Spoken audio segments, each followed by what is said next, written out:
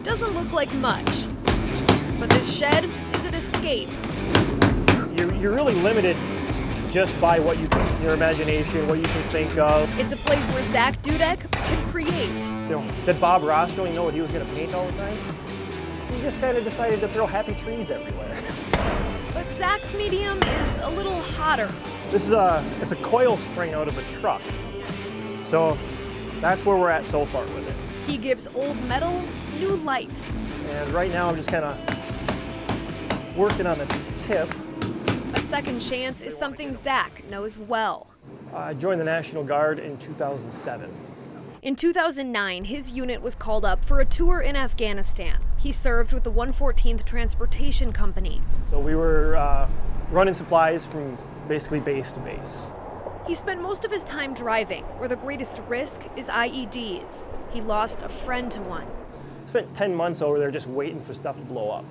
And even after coming home, large crowds could be unnerving for him. There's nothing you can do to control it. Just last April, Zach went down to Old Chicago in Canal Park for a beer. I was minding my business, eating my food, and I kind of leaned back and looked around, and all of a sudden there was a huge group of people that had come in.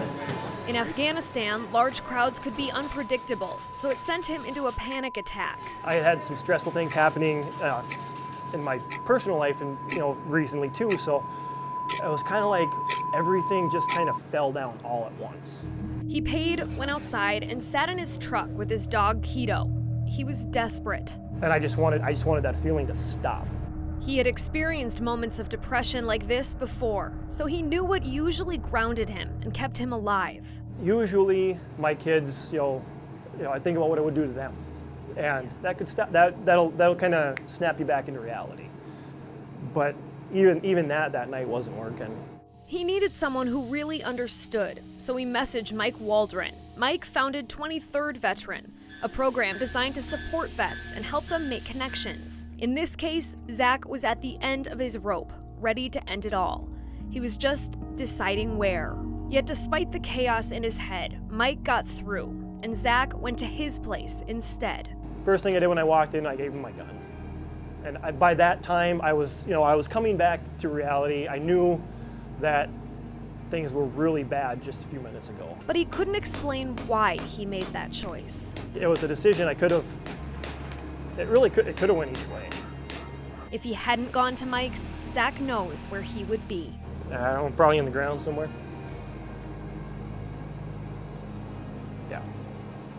Even though 8 years had passed since Afghanistan, the trauma of those experiences had not.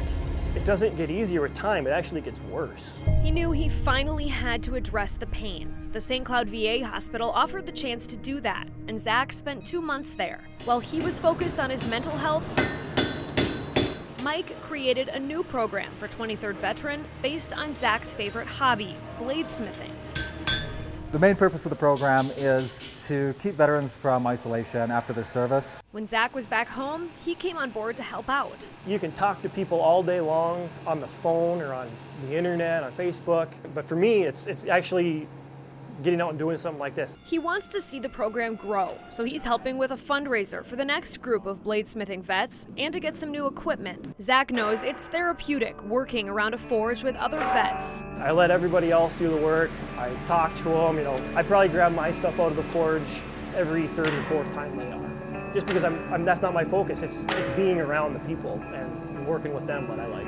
There's a special camaraderie there. There's a lot of common ground with vets. Easier to cut through what may seem like an armor of steel.